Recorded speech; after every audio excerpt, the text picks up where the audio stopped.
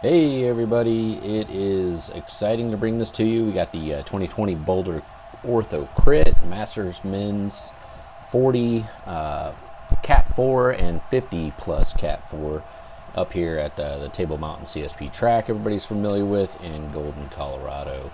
And huge thanks out to Barry Lee, John Haley for getting this put together, along with both Boulder Ortho and everybody that stuck to their guns, and all the volunteers with all the COVID-19 stuff. Very well put on event. And also my buddy Dick Clark for loaning me his wheels.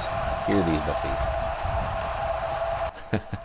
Oh man, they sound amazing. But they're really loud. There's no sneaking up on anybody with those wheels. But appreciate him helping me out there and let me borrow those wheels and giving them a go around this track, and risking wrecking them on the first race of the season as well. So big thanks to him. And here we have it. Everybody's pretty familiar with this course if you're from Colorado. It is used in the Wednesday night CSP series that runs in the summertime, usually from June through the beginning of August. And very fun time, usually 10 races or so, point series that does count. So it is pretty hotly contested. And only bummer I say about that is that it's you got all the age groups, so it's just 4's and 5's, and it's juniors, even juniors, women, older men, everybody's all just out there together. So you can get some pretty good sized fields out there, which is nice. And it's you can drop off and then just rejoin. It's still considered a practice crit, but like I said, it does count. So anyway, I picked this video up with 4 laps to go because for the most part my goal coming in was just to sit in and have a pretty boring race, not put my nose into the wind at all.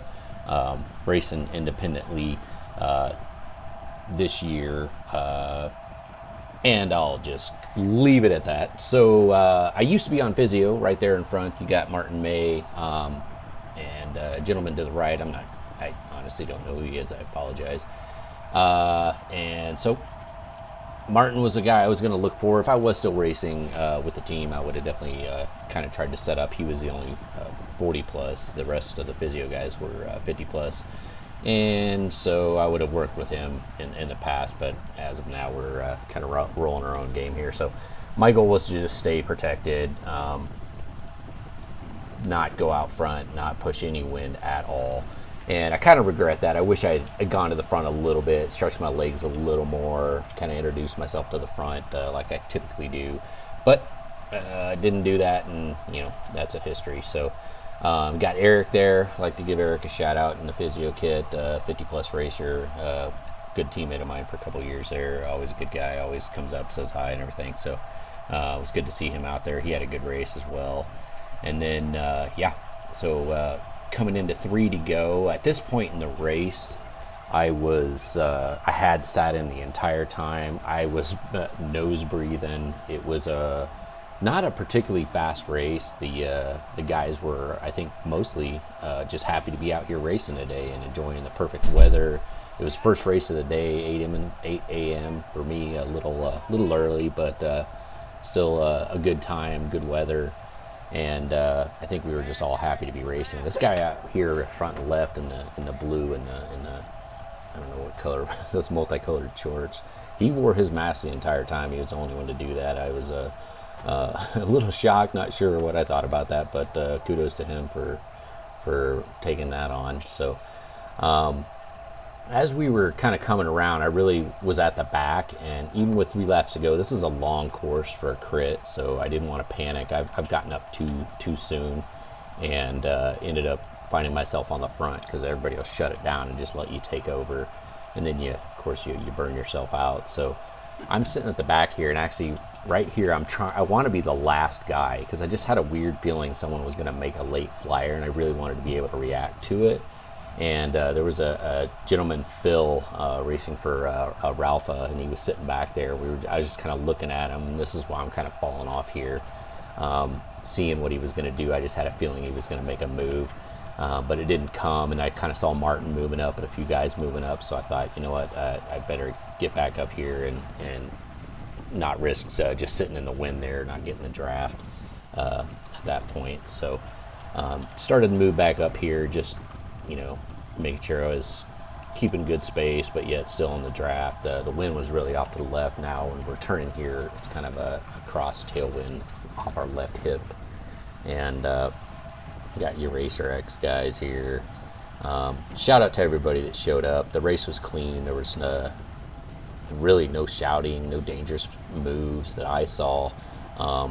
Lewis got a flat. That was the only DNF in the race, and it was just good to see everybody come out, have a clean race, and get to the finish nicely for the first race of the year. So kudos to everybody for that. And, so yeah, you can tell here, I don't know if someone was on the front pushing the pace, but it definitely picked up through there.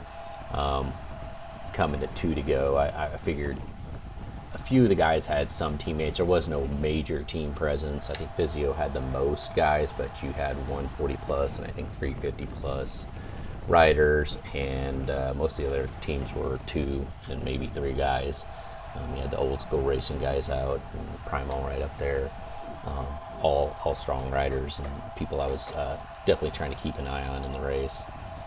And so coming in here, 2 laps to go. At this point, I'm kind of thinking, you know, I'm a little far back. I'm going to need to move up. And I'd already targeted a few guys that I thought were riding good at the end of last year.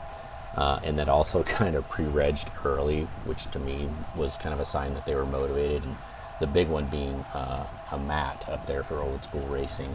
He's one rider in front of me. He's in front of the Racer X rider here. Oh, and there goes the attack. There goes Phil. A lap later than I was expecting it, but he still made a go for it. So, and that, of course, sorry, I'll jump off that. It basically, it was the only, I think, real attack put in at all. And then one other guy, an independent rider, jumped up with him. But when I saw it going and where it went, I thought it would have been a better attack if he'd have done it when I was thinking he was going to do it here on the top, where you make that attack right at the end of the headwind section into the tailwind section, and then everybody has to put out equal watts to chase you. So here he made the attack kind of up the hill, and then now they're really battling the wind out there by themselves for this whole stretch. And when you're battling the wind for this entire top stretch here, anyone who's done it knows it just feels like it takes forever, and there's a little hump here, a little climb here, and the group was super motivated. You know, first race of the year, everybody's going to chase it down. Plus it's Cat 4, and it's just how we do it. Nothing gets away. Everybody's just pedaling our little heads off right here, trying to chase us down. You can see the acceleration there. And so at this point, I'm like, all right, it's going to get chased back. Just tuck in, save some energy. It looks like one of the riders here kind of shelling back, maybe put a big effort there to chase it down. See that corner we hit with a little speed, kind of catches some of the guys off guard sometimes, where they swing a little wide. But then right here, I remember seeing the old school racer here on that 6 Cervelo. That is one beautiful bike. And then there's Matt right there, and that was the guy I was really wanting to try to follow in. And knowing he had a teammate, I had a feeling he was going to work for him. So I'm just trying to keep them in my radar, and I do a good job here in this next lap of doing that, and then eventually work myself right on the Matt's hip. And right now I'll take the opportunity to basically apologize. You've obviously noticed there's no data of any kind on the screen. Still learning these computer things here and suck at them, and Rich is going to probably help me remake this video at some point, but I just wanted to get something out there for people to watch. And yeah, so my power meter broke right before the whole COVID thing. It's going to get warrantied, so I have no power data. I forgot my heart rate monitor at home. I was just kind of in that jumble and a bunch of nerves before this race, something I hadn't had in a while. It was kind of like my first race all over again. But apology made. I will get that stuff figured out and get it uploaded on future videos, and maybe do a remake later. So like I said, I've got Matt. I'm locked in on Matt. He's my target guy. And with that, here we go, coming into the final lap. I'll give you a rundown on where I made all my mistakes here. So final lap, hearing that bell, I don't know about you guys, that my heart rate probably jumped 10 beats a minute. Just hearing it, adrenaline started pumping here, and you can see it's getting a little dicier, guys, kind of bouncing a little bit. But my goal, keeping Matt on my hip here, staying on his wheel. He's got his teammate there in front. You see the surge as we hit the hill. It kind of just shut down at the front. Nobody wants to be into the wind. Everybody's trying to go for the win themselves. Getting a little dicey coming in here, and coming up you'll see where I go wrong. I will point it out for you guys. That was really it right there. You just see those guys slip away. I made no move. Right here is where I could have easily jumped back up. Everybody's looking at each other. I was looking around at this point. I remember reaching down and taking a quick sip of the bottle just to wet my mouth. Here you got 5 guys wide. Nobody wants to take control. No teams really have any kind of control. This is just prototypical Cat 4 racing. And yeah, let's go through this last lap and see how Matt pulls it off and what I did to fall behind here. So I'm going to give you my how to lose a race here, presented to you by me, Robert Shoemaker, and I will show you where I make mistakes. I make a bunch of them here. And so coming up, first mistake right here in this corner, I should have stayed tight and rode right into that gap in between the US rider there, and then followed immediately by a second mistake. I go outside to jump on Matt's wheel and he pushes me out. I grab a fistful of brake.